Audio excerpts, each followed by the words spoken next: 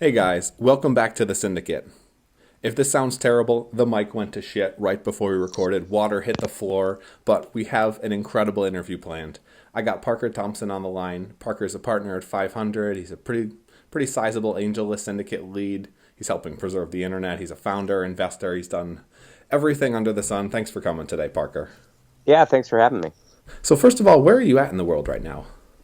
I am in the San Francisco area, so I'm actually in the East Bay for those who know the area. But for everybody else, San Francisco startup land. How'd you get to startup land? What's your story? Yeah, so I ended up in the Bay Area in 2002 to go to grad school at UC Berkeley. So I showed up here really interested in the economics of the internet. At the time, for those of you who remember, and it's funny because there's a lot of people who aren't old enough now, these giant companies were suing 12-year-olds for downloading music, and I just thought that was a really weird thing, right? Like, oh, it's, Sony Music versus, Angela, the 12-year-old. And so I started looking at copyright law there and public policy, building file sharing networks, and that was my first couple years in the Bay Area being academic. And fortunately, I decided not to go to law school and escaped the academic world to go into the nonprofit world. So I went and joined a nonprofit called the Internet Archive, which folks may know the Wayback Machine, really cool thing. So I was building software for them, web crawler software, archival software. This was sort of big data before that term existed. We were downloading petabytes of data, trying to figure out how to store them. So that was a pretty interesting experience. And then out of that, I ended up starting a startup that was a social, local, mobile startup before those were buzzwords and really before it was a good idea. So I spent a little bit of time trying to build this local community network around Wi-Fi access points where we'd put our own software on the Wi-Fi access points and then build a web experience. And effectively my learning there was the technology just wasn't ready, right? The stuff that really happened with the smartphone just wasn't ready. So we would have terrible problems. Like you'd open up your laptop in a cafe where our software was running, and instead of the nice pop-up that you get now, we'd just take over all of your tabs with our interstitial, and you would, like, your brand experience would be like, who are these assholes, and like, why did they just destroy all my work? So that's an example of the kind of problem we had at the time. So I did that. I was a CTO of that company. Learned that I wasn't a very good CTO. I was a pretty good programmer, but not a great manager and leader of teams. So found some folks that were this company called Pivotal, which at the time was a real small company, a couple people in a room doing software consulting. And so I joined there, and actually that one really stuck. I spent about 7 years there. We sold the company in 2012 to a company called EMC, and they've actually subsequently spun it back out. So it'll probably be a $4 or $5 billion IPO in the next couple years, which is great. Actually, shout out to Australia. We had quite a few Australians that came in through the interesting visa program, which you guys are probably aware of. No, so we ended up with it. Visa program for the U.S. for Australians? Yeah, where we'd get get all these Australians coming in. I believe the way it was explained to me was with the Iraq War, because Australia was a great partner of ours, there's like a special visa, so Australians can get into the States real easily. It's very interesting. I think they just like English people. If you can't speak our language, it makes things complicated. That may be right. That may be very true. So anyway, I spent about 7 years there, and then came into venture through joining 500 startups, spent a couple years there, and I've spent the last couple years building out the marketplace and investing at Angellist. So that kind of brings me to where I'm at today. What was it like in the early days of 500? Boy, it's kind of a broad question. I mean, I joined 500 startups after they'd sort of raised Fund 1. It was maybe 10 people. at the time, which still for a venture fund is relatively large, but they had this accelerator program. So I sort of think about it as joining a startup when the thing is starting to work, but still is crazy and chaotic, right? Like just sort of this phase in a startup where it's like, okay, we're not in the despair phase where we don't know if it's going to work, but we're still in the phase where like nothing's working right. There aren't clearly defined roles. We're trying to figure it all out. So it was a lot of, trying to figure out how to make the processes replicable, how to make for example, the accelerator program, right? They'd run a number of accelerator batches, but didn't necessarily have a clearly defined strategy beyond being loud for attracting talent. And so sitting down and saying, all right, like, how are we going to go head to head with Y Combinator? They have this big brand, they're further along. How are we going to be smarter than them and win deals or go find stuff that they're not finding? How are we going to build out our team? How are we going to expand this accelerator? So one of the things we did was we opened an office in San Francisco and started doing twice as many companies a year. So then we had this other problem of how do you get more high quality companies and trying to raise subsequently larger funds and figure out how to move up market. I think what people don't realize is often a fund one is like, people who are like, yeah, I'll write you a check for one fund, but then go find people who are interested in making money later. So it's finding a new set of LPs and all that, which is a great phase, right? It's great to be part of an organization when it's trying to figure out exactly, how to make itself grow and work. You three essentially, you, Techstars, and Y Combinator, essentially built the model, built the market, and then people have come along and successfully followed suit.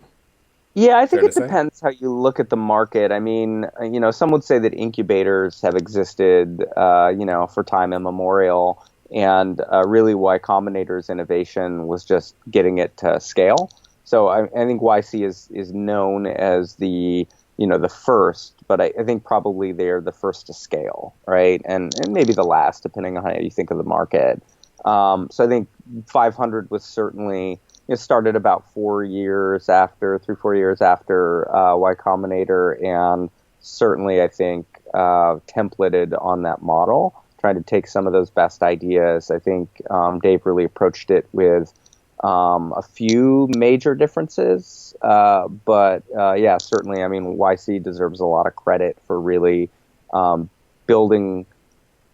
I sort of think about it as like accelerators and incubators didn't work really well before that, which is why we think of YC as the first one, because it worked, it made good companies, and I think they deserve credit for that, right? All of a sudden, it wasn't like before. The common wisdom was that if you went into an accelerator, you just weren't a good founder. Yeah. Like you just weren't a good founder. If you needed this thing, you should do it on your own. I think YC flipped that on its head.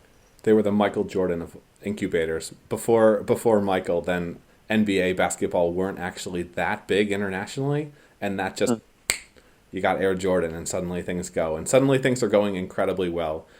So I imagine you've learned a ton, both from your early days, Internet Archive, you've seen how the internet's changed to today. How's that impacted what you're looking for as an investor? I know that's primarily what you're doing today.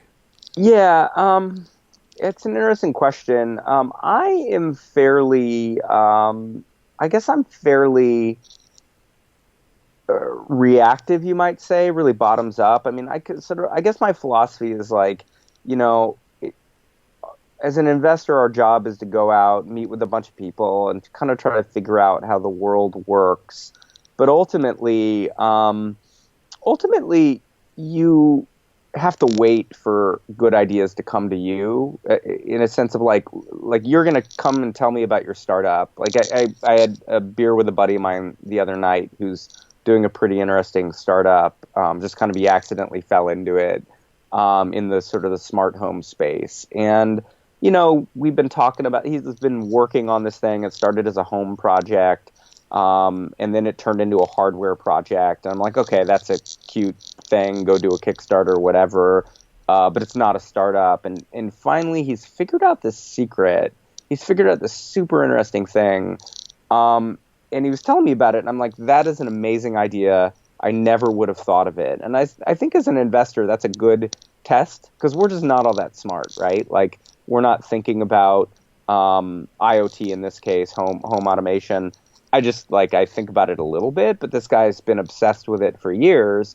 And so, of course, he's going to have better ideas about it. And so I think our job is to, go out and be curious about the world so that when someone like this comes in and says, here, I'm doing this interesting thing, we just recognize the value in it, what's going on. And so I sort of think about it as, our job is to come up with puzzles about the world. Like, boy, why doesn't this thing work well?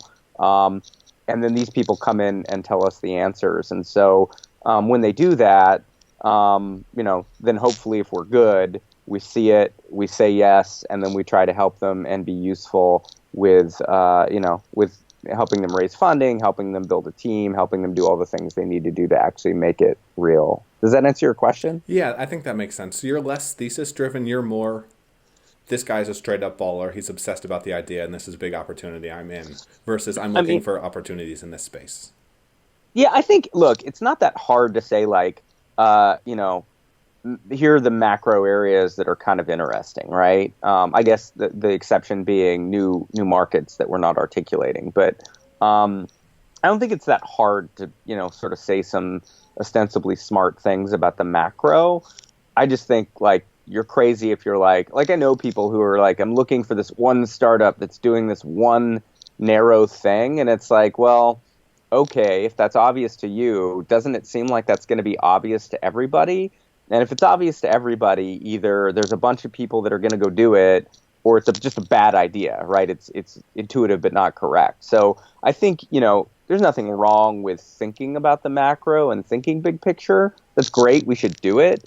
But ultimately, I think that all of the best startups walk in and tell you a secret, which is kind of it's a cliche, people say that, but it's a cliche for a reason, like these folks do have secrets. So I think as an investor, the easiest way to, kind of be a jerk, but also just to, miss stuff is to think that you have the answers and you're just looking for people to execute.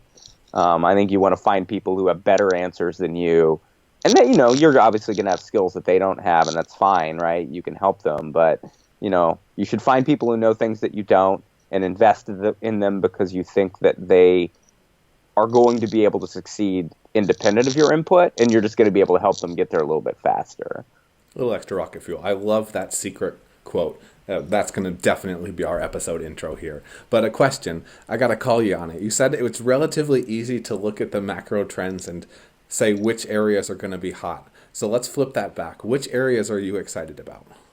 Oh, yeah, that's a fair question. I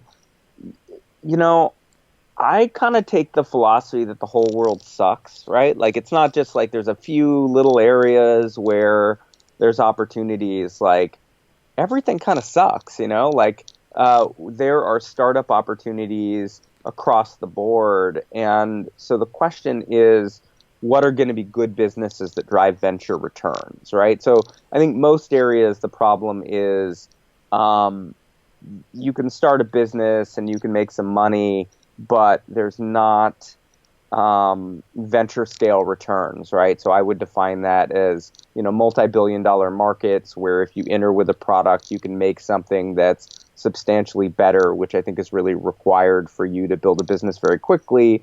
And when you build that business, you really need to have relatively high margins to be able to generate returns that are interesting on a venture scale. So you might think about that as like a good mental exercise would be to say, can we get this business to $100 million of revenue in 5 years with 50% gross margins?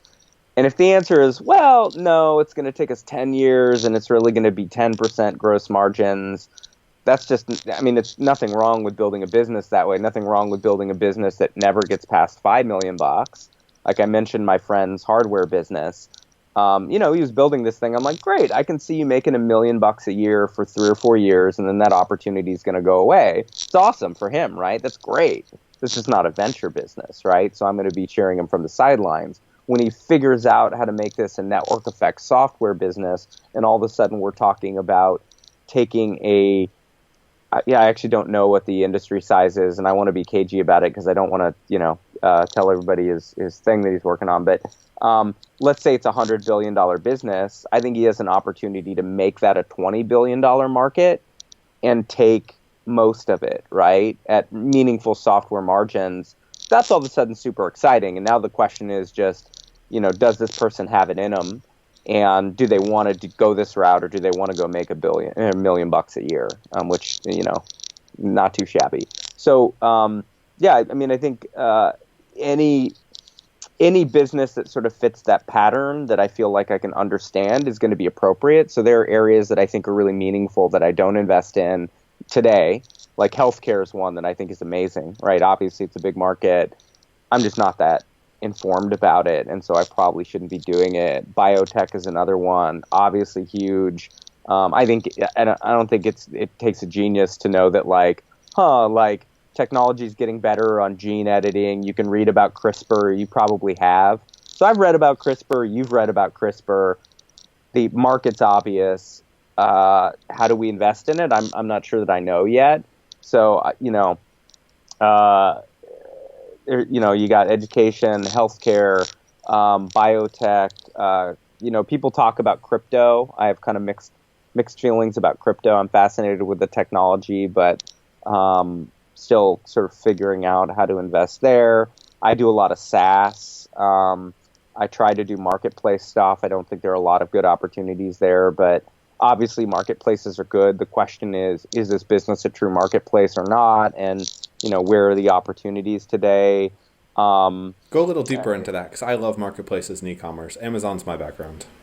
Oh, interesting. Yeah. So my observation is that most people that are trying to build marketplaces are building businesses that are better suited for lead gen, and those are not marketplace businesses. And so to give you an example of a good lead gen business, because I just don't think there are that many of them, Thumbtack, I think, is a great lead gen business, right? People call it a marketplace. I think it's a little bit of a misunderstanding, right? You've got a plumber. You want a plumber, right? So you go to Thumbtack and you find a plumber, and then they come to your house, and really you never need Thumbtack again, right? Because for a plumber. So I think they've been really smart about their strategy. They've leaned into the reality of the market and said, okay, well, great, we are a lead gen service. So what does that imply? It means that we need a pricing model, right, and a business model that really aligns with our customers. So what they do is they charge the supply side, right? Basically, the supply side is bidding to get connected with you, right? So they're selling leads to these providers, and that makes a ton of sense for them. I think actually Angellist, people think about it as a marketplace, but here's another great example where the real value of Angellist is in terms of connecting capital and syndicate leads, is helping these capital discover the syndicate leads and then providing all the infrastructure to sort of transact, right? And the business model is really aligned around that, right? So we're making money building a better product to where our supply side gets value out of the software. And some of them will ultimately, like syndicate leads, will grow out of syndicates. They'll go start their own funds and build direct relationships with the LPs that they meet on Angellist. And that's fine, right? But by contrast, you look at Uber, and I once had an Uber driver be like, hey man, here's just my number. You should call me when you need another ride. I think I was in Denver. I'm like, that's crazy. Why would I do that, right? That's less convenient for me. Like, I want to press the button in the app and have the closest person show up.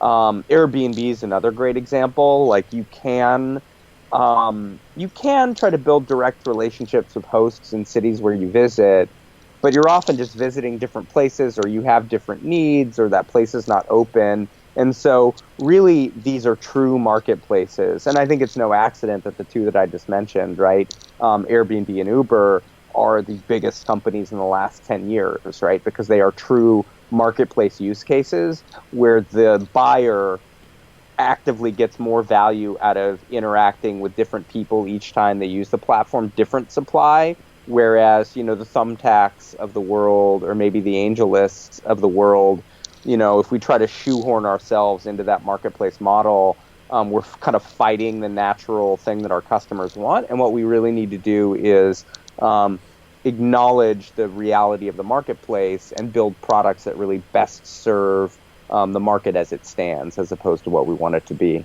Devil's advocate. Yeah, why could Thumbtack not be a marketplace?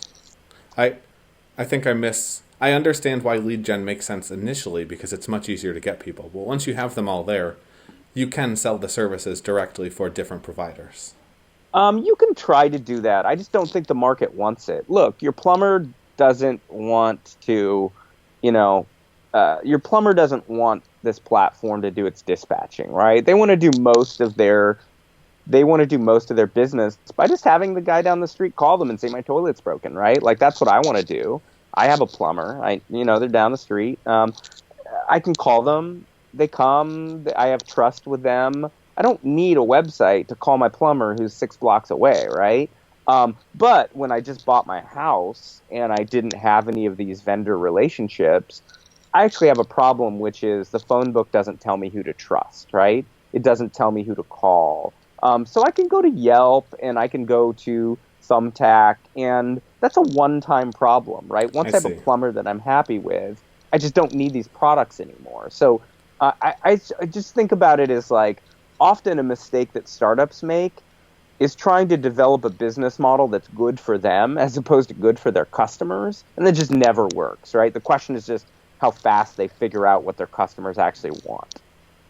I see. I suppose you could say that the marketplace model would work better for the customers of the providers if it was a bid-based system, but that would essentially drive things to the ground. I get what you're saying there. Speaking of somewhat related, what's your thoughts on the future of e-commerce? I'm curious. I think Amazon's killing it. I mean, I think Amazon defines the industry. And so I sometimes say, like, don't invest in things with SKUs because Amazon's just going to win, right? I think there are opportunities in e-commerce. I tend to think that there aren't that many, but where they exist, they are things that Amazon sucks at, right? And there are things that Amazon is bad at. I think there's things that Amazon doesn't do today that they're good at. So let me give you a couple examples. I think something that Amazon doesn't do today, but they're going to be great at is pharmacy delivery. And there's sort of rumors that Amazon's going into that. Did you see the stock prices change?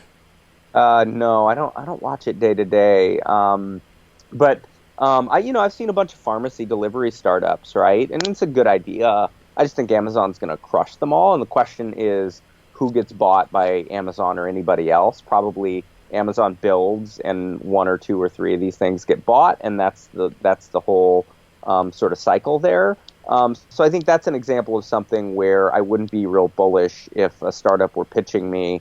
To give you a couple examples of e-commerce companies that I've invested in that I think are going to survive because Amazon can't really compete well with them, I invested in a company called Le Tote, which is a subscription fashion product.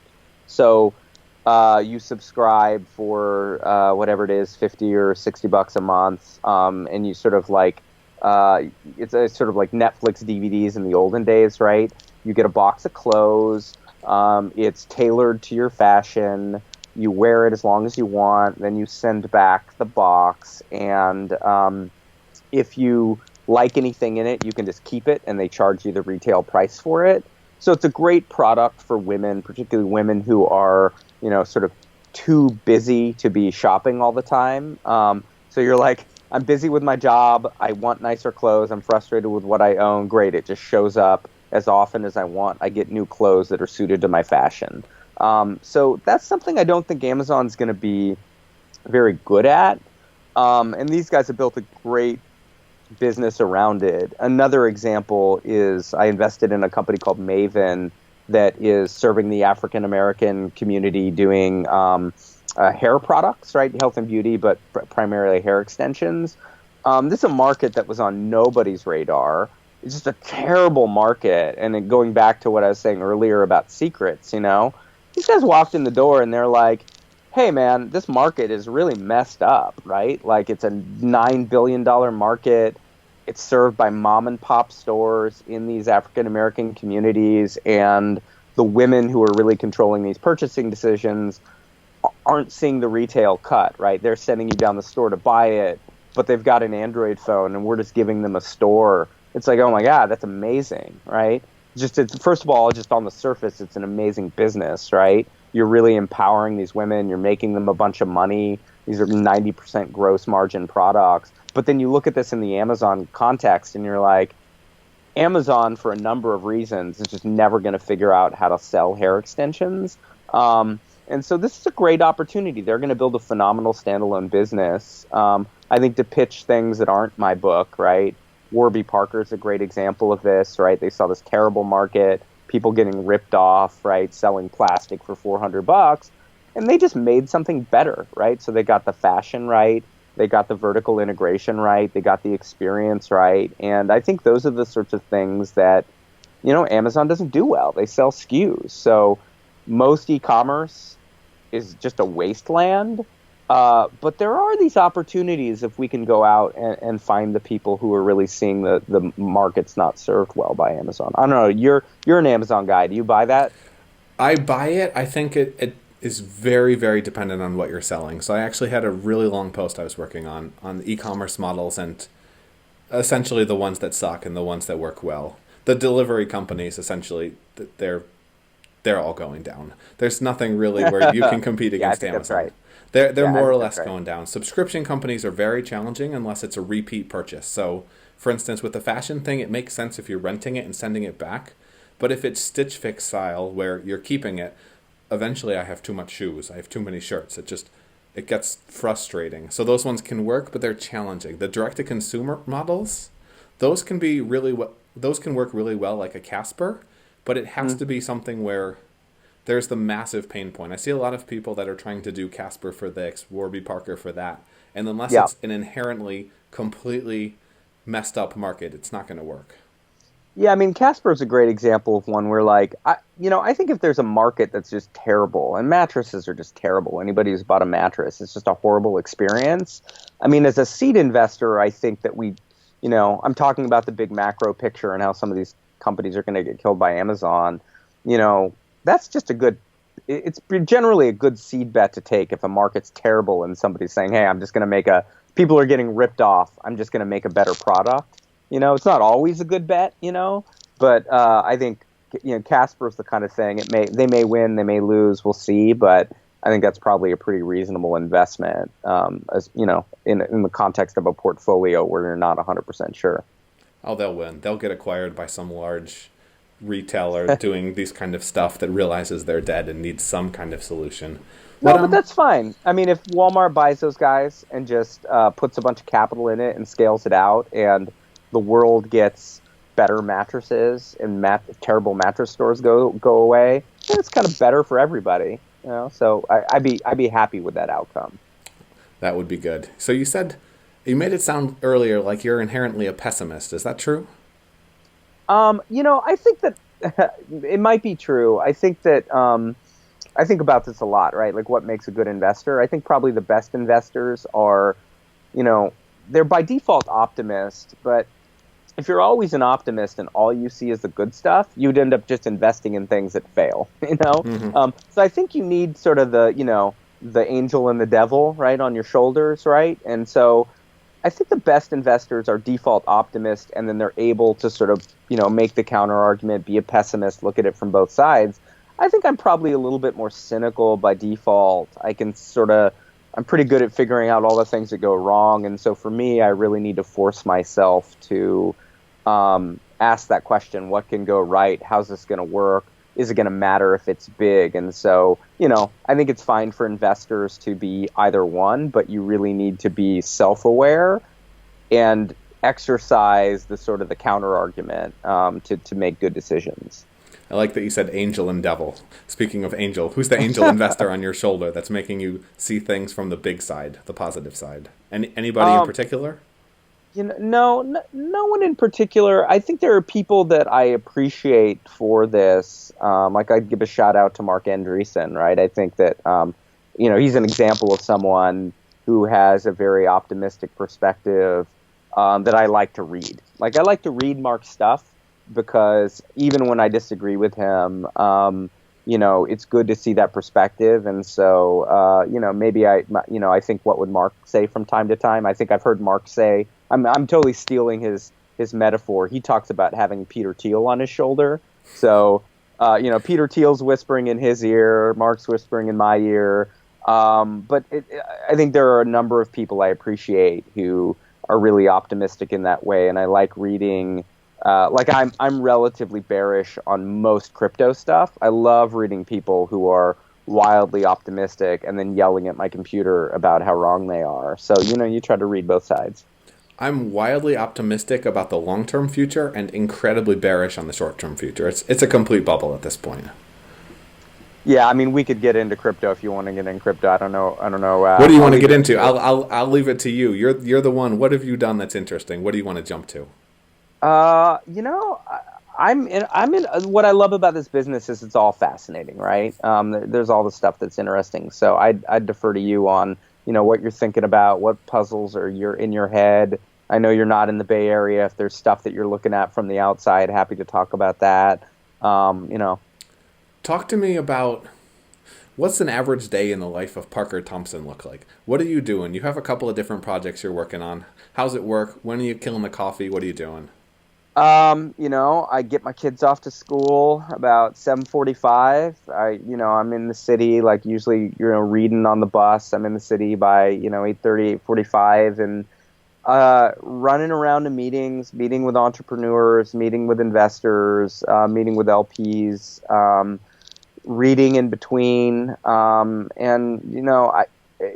don't know if this is an optimal schedule, but I just try to curate my time so that I'm spending it meeting with interesting people and learning, right? I think this business is about figuring out what the truth is out there, and then very occasionally making investments, right? Like, you make very few investments, right? So most of the time you're spending either helping people out. Like, I'll give you an example. Like, yesterday I spent some time with a company that I advise, and I've known the founder for many years from his last startup, and we're trying to figure out how to solve his engineering problems. And since that's my background, we've been working over the last 6 months on sort of his outsourced team and what we're going to do with it. One of my other startups that I had invested in a couple years ago shut down about a month ago, and the CTO of that person is just phenomenal. The CTO of that startup was phenomenal. This guy has his team that's kind of not working out perfectly, and we're trying to figure out how to get these guys together. I think this guy's going to make an amazing CTO for this company. So, I spent maybe an hour on that yesterday and like sort of coaching the CEO on how to, put together the right package for this guy and make it a good fit, talking over sort of his needs. So that was a little bit of my day.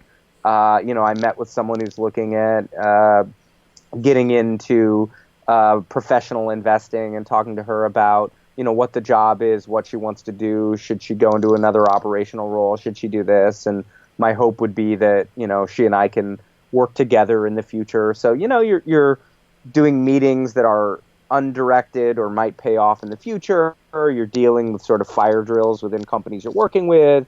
In between, you're trying to figure out what the big ideas are. So, I think for me, what I like about this job, and I think it drives a lot of people nuts, is it's relatively unscheduled. It's relatively, people-oriented, lots of meetings, lots of phone calls, I hate my AirPods because I try to talk on the phone, and so they suck for that. Everybody else loves them because the kids these days don't talk on the phone, right? So these would be the kinds of things that I would spend my time on. And then between that, I'll pop into the Angellist dashboard and look at all the deals that we're looking at and try to make good decisions on behalf of, the community funds that we manage, because we're actually probably in that context doing 5 or so deals a week. So we're looking at 1,000 and doing a couple hundred investments over the course of the year. So, I'm popping in and looking at the deals that are happening, and that kind of gives me this bird's eye view of what's going on in the Valley. So it's a mix of everything from 8 in the morning till, get home at night, put the kids to bed, get back online. I typically do some reading and maybe a little bit of email. So, I'm probably more plugged in than I should be, but I enjoy the stuff that I do, so it keeps me busy. So are you officially with Angellist now, 500 or both? Just Angellist. So I left Okay. 500 a couple years ago, and turned over the accelerator program to this guy, Marvin Liao, who's running the program there in San Francisco. And so I still work with my portfolio companies there. I feel like when you invest in a company, you really owe it to them to help them, through their journey. And I mean, on a personal level, I really love the folks that I've gotten to work with there. So I stay engaged with those companies and wish them well, but day to day, spend my time on the Angellist stuff. Marvin's a great guy. We had him on the podcast Oh, quite a cool. few Yeah. episodes back. But Yeah. talk to me. Talk to me. I want a quick question about crowd equity platforms like Angellist, Founders Fund, how you rank them, what people should be looking for, and then we'll jump into the lightning round. Sound good? Yeah. Funders Club, you mean? Yeah, You Funders said Club. founders. Yeah, Yeah. yeah, not Yeah. No Founders. worries. Yeah. Founders Yeah. Fund is So, slightly more slightly more successful. yeah, they're good as well. Not too shabby. So I think that when we say crowdfunding, it's kind of imprecise, right? And so I don't actually think. Let me first make a distinction between crowdfunding and what's going on in the venture space. I think you've got crowdfunding, and there are things like Republic, which spun out of AngelList, and some of these other things. Um, Crowdfunding is great for like consumer products, raising from the masses, and I don't mean that pejoratively, right? Like crowdfunding is good as a marketing product much more than it is as a fundraising product. And I think you see that in, which companies are doing this, how much money you can raise. I think the real thing to understand about crowdfunding is great companies don't need it. So they don't need it for the money, right? The right way for great companies to use it is for marketing, and that's fine. So crowdfunding is one thing, and I'm just personally not all that interested in it because I don't think it works well for venture companies, and I'm in the venture business, right? It's going to work better for small businesses, CPG businesses, consumer-oriented businesses that are like, we're going to raise, an insignificant amount of money, but use this as a customer acquisition strategy later. That's fine, right?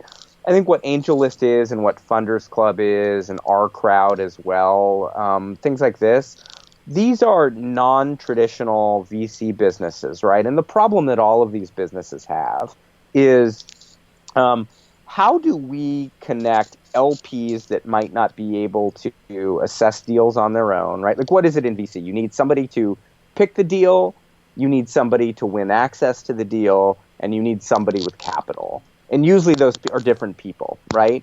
Or rather, picking and access is often bundled and capital is distinct, right? So what AngelList does is we say, let's go find LPs who want to invest in this asset class but either don't know how to pick or don't have access, and provide them somebody with those skills and access.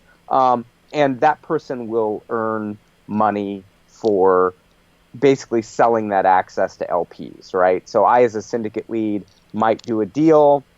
I'm going and finding that founder. I'm picking that deal. I'm writing a deal memo, and I'm saying to that founder, hey, we're going to go raise this round. It's going to be a great round with great investors.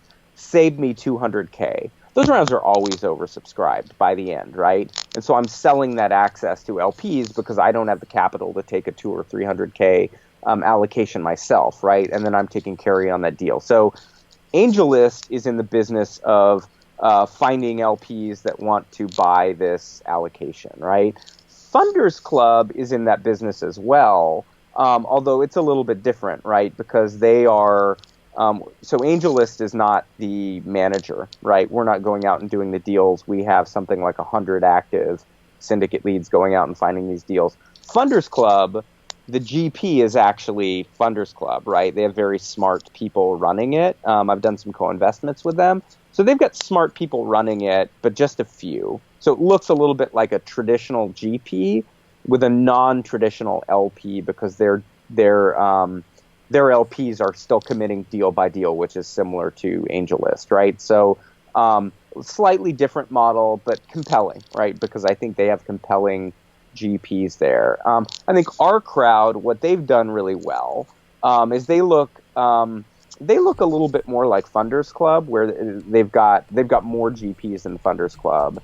But what they've done pretty well, in my opinion, is rallied this network of LPs. They've sort of said, we're going to go to the Jewish diaspora, get all of these high net worth individuals to engage first in the Israeli startup system, and now they've gone global. I think they've done a really good job coordinating that LP base to provide value to their community. Whereas, for example, Angellist is really oriented around a much more passive product. Like, we don't really try that hard. It might happen, but we don't really try that hard to have our LPs help the companies. Our value prop to the company is more the syndicate lead is your person, and we're just the back office and bringing capital in, so that person should be awesome for you. So I think there are these various models, but the way to think about them is the best models are going to be ones that serve the startup the best. And so in Funders Club, if you really resonate with the managers there, great, that's great for you. With Angellist, if you resonate with the syndicate lead, that's great for you. With OurCrowd, they're going to say, hey, we're going to invest, but we're going to bring this mass of people into this deal, and that might be good for you depending on your startup. And I've co-invested with all of these folks. I think they're all good, and there's probably other folks that I apologize that I'm not mentioning here, but those are three to come to mind that sort of contrast. Does that make sense? Makes sense. There's a lot of great flavors of ice cream. I want to jump into the lightning round now. How's that sound, Parker? All right, let's do it. Let's do it. Okay, first deal you did. The first deal that I did at 500 Startups, the first deal that I did was this company, Maven, I mentioned. That's this hair extension company. I got real lucky. My first deal is going to end up being a big winner. The first deal that I did when I left and I was doing my own syndicates, which is its own thing because you're putting in your own money, is a deal called Common. It's a wireless ISP network. Awesome. We're going to take over the world. You've been reading about net neutrality. We're going to kill Comcast. It's going to be amazing. I like it. Okay, what are you excited about today? I'm excited about everything. The world sucks, right? Like technology, we're in the first inning of the internet. It's going to be great, right? Like the world's going to be, we're going to get to Star Trek, right? It's 100 years, we're going to be Star Trek. So we got a lot of work to do to get there. And as an investor, we can do quite well helping that happen. Other than the ones we've talked about, two biggest wins so far to date, investments. This is real funny, and this is maybe a good point for people who are thinking about investing. The journey is so long, right? I'm 4 years in. I've had 2 small exits. I sold one company to Salesforce, and it's now their Einstein product.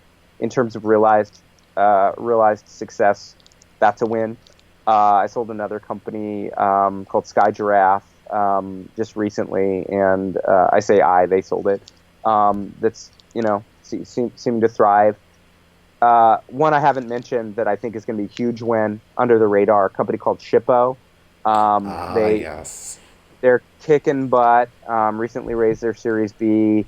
They're doing really well, and I just feel they're not my highest valued company, but I just think from a team perspective, market perspective, execution perspective, they may end up being the first one that goes public. So I'm super excited there.